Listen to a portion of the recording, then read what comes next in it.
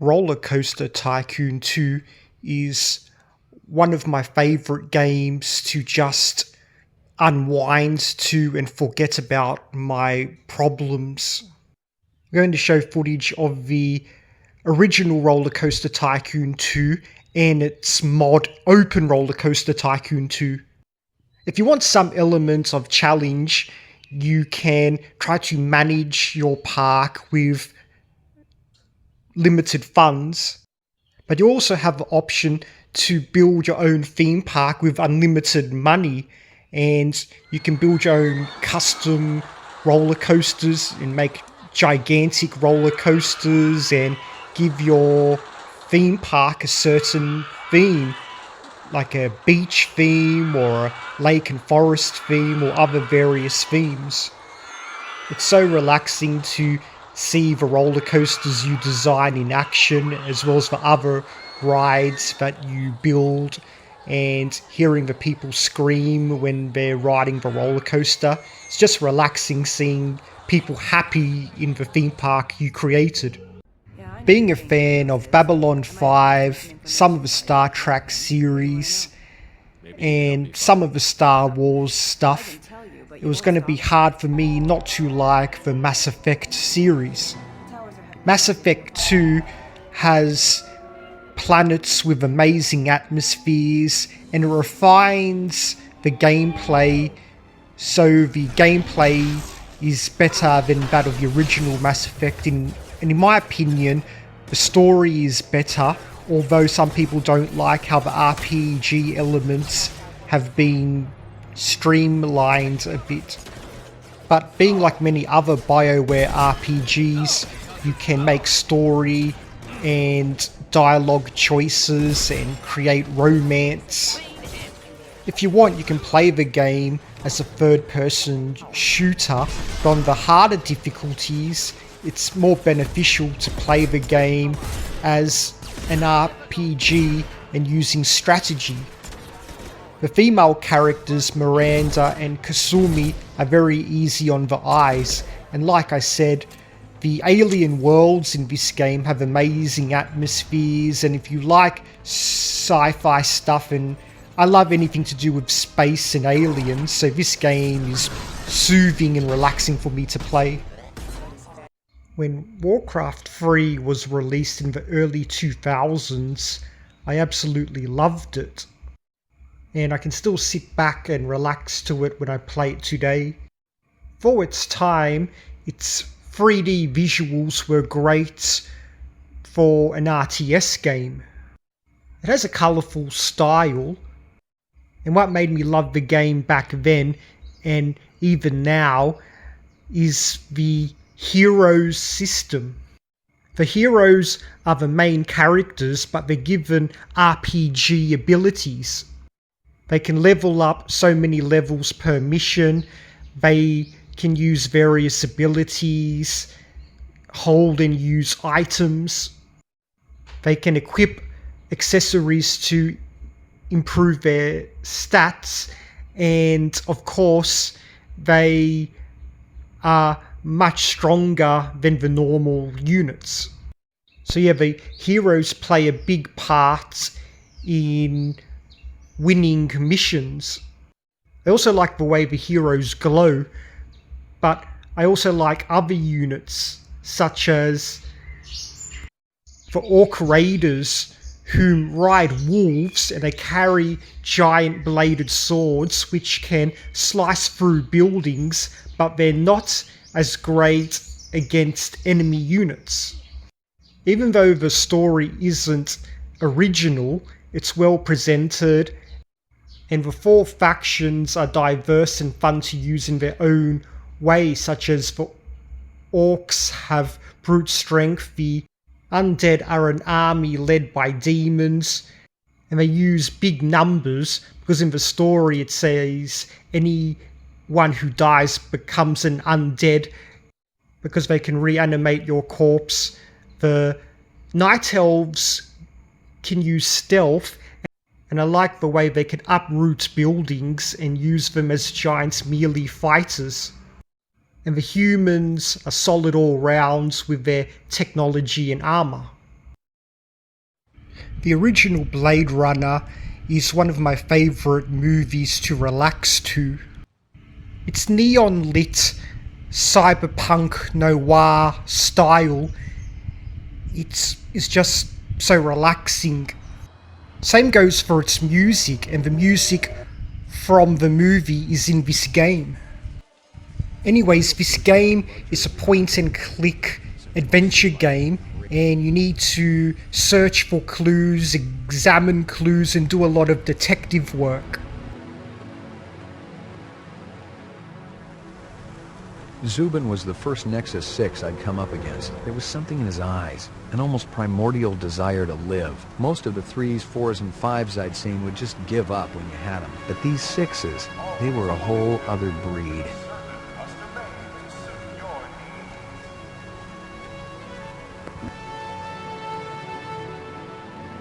There is some combat in the game, but just like in the movie, a lot of what you're doing is investigating and detective work and experiencing the atmosphere and taking in the story. Still, this guy sounded more like an English teacher than the average scumbag. If I'd been more awake, the message might have... You also need to use the computer and examine pictures of clues and the environment, just like in the movie. The story in the Blade Runner is very philosophical because the replicants were created to be slave labour, and I wouldn't necessarily call the Blade Runners the good guys either. And in the end, the replicants just want freedom. For its time, the cutscenes and cinematics were incredible, and I never get bored of seeing spinners flying around. Onto another cyberpunk game, Deus Ex Human Revolution is set in a future where augmentation, which are biotic implants which give humans special abilities, and political corruption are widespread. The atmospheres you'll encounter are incredible, especially since sometimes you'll be in North America or places in Asia such as China and Singapore. So you get a cultural element to the cyberpunk future. The game plays kind of... sometimes it feels a bit like Metal Gear Solid. You can use stealth and you can maneuver through air vents. You can play like a first-person shooter if you want, and there's a lot of RPG elements to it. But what makes me love this game and immersed in it is its atmospheres. I remember especially when you're travelling through Singapore and everything looks steamy, and you'll see an Asian take on cyberpunk, and in places in Detroit you'll see the poverty and slums. Even though its main story may sound like something we've heard from before, it has a lot of side stories which will show you how bad the world has become and how corrupt things are. And this game has one of my favourite sci-fi soundtracks. It's so soothing.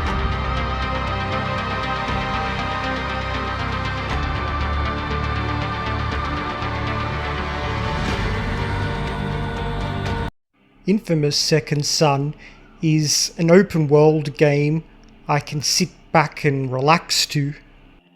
You can move around the world so fast with your powers, especially the neon abilities, which can scale buildings, and you can glide around using powers from a video game, as well as rail grind. The third person shooter elements are fast-paced and have a frantic feel, and I like how you can capture territories by destroying heavily armed bases in the city district. It's satisfying to do, kind of addicting, because you're trying to capture parts of a map. The game looked great back in the day, great effects as well as realistic, and people I'm not a big fan of Delson, but I think he's okay. But the new character, Fetch, she's a great character. A purple-haired girl with neon powers. She's got a great backstory. And there's a hot scene between him and her, so there's feeling and emotion in the story. And yeah, it's fun to traverse the city and wreak havoc, whether it's on bad guys or you can be evil and create a lot of destruction.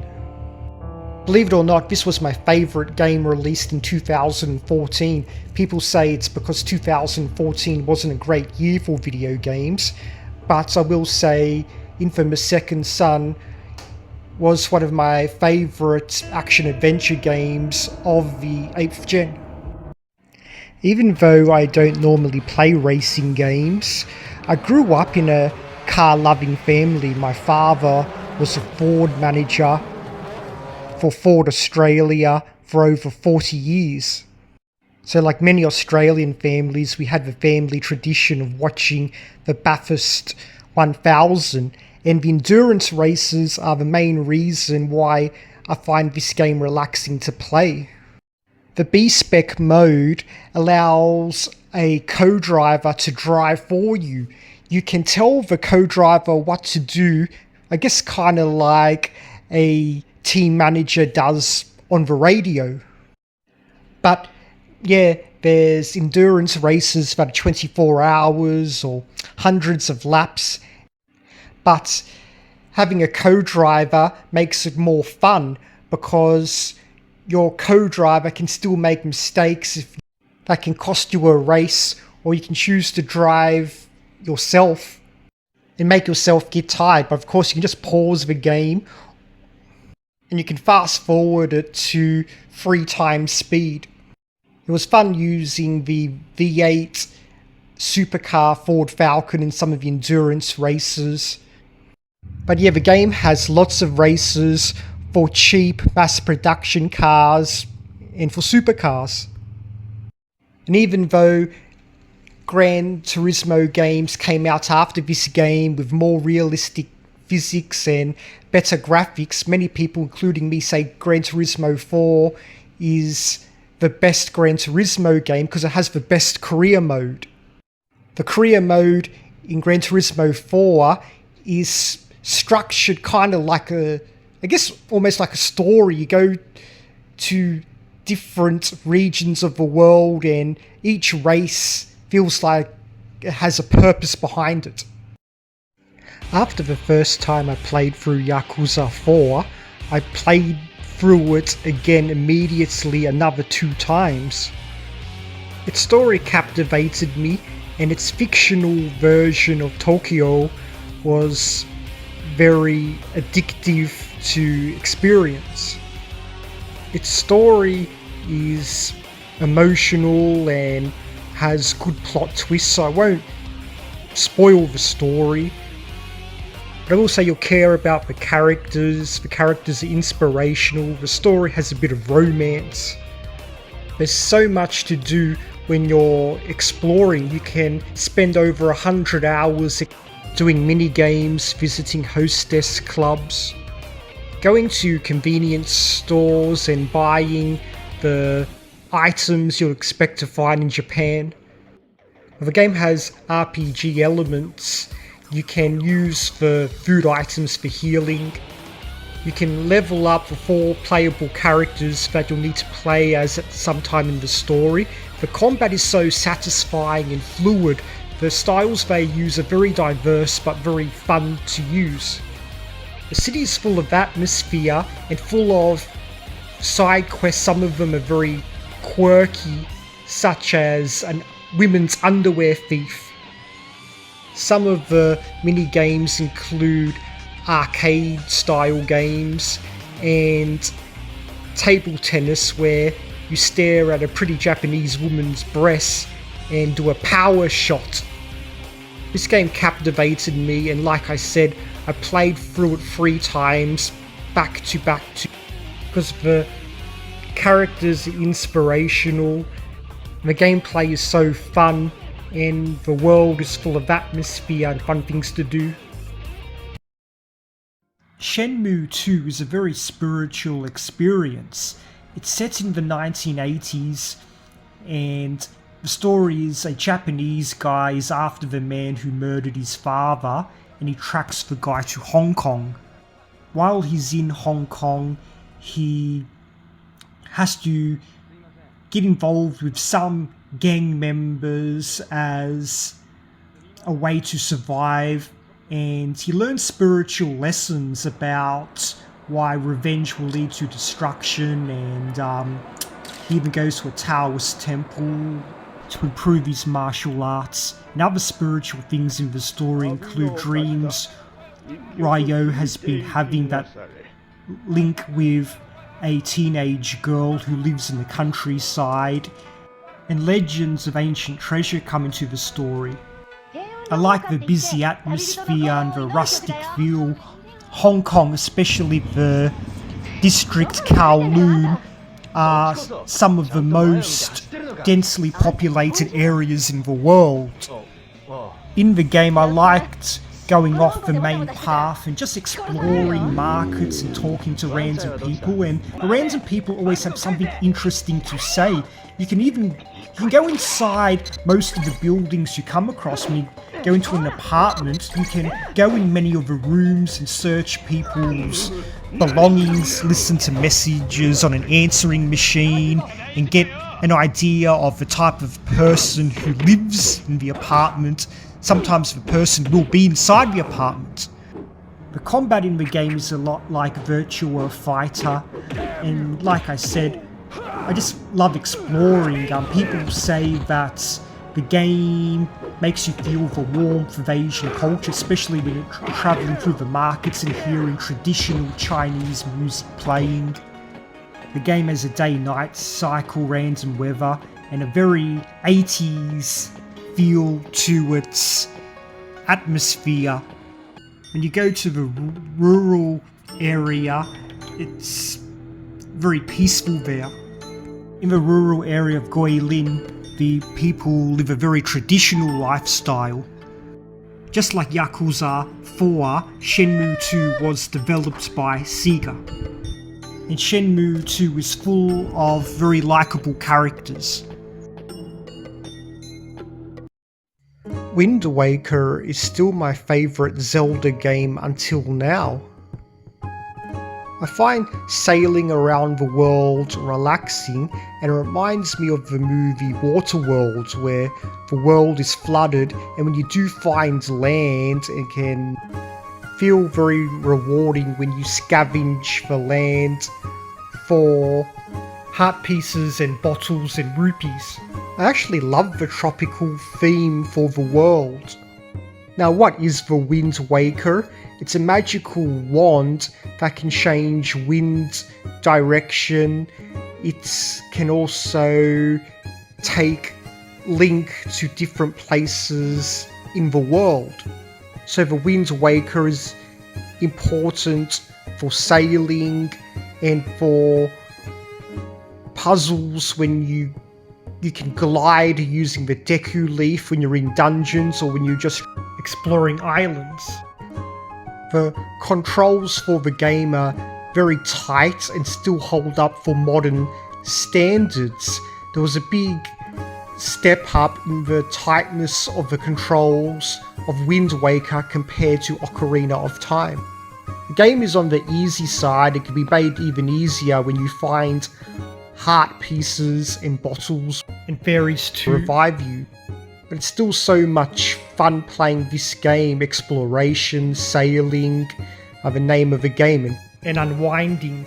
You can use a grappler to search the sea floor for treasures as well. There's so many things to do in the game.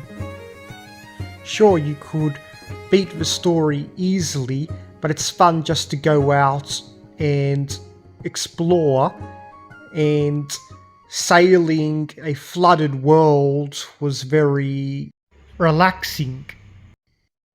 Yes, I prefer this game over Tears of the Kingdom. Since your weapons don't break,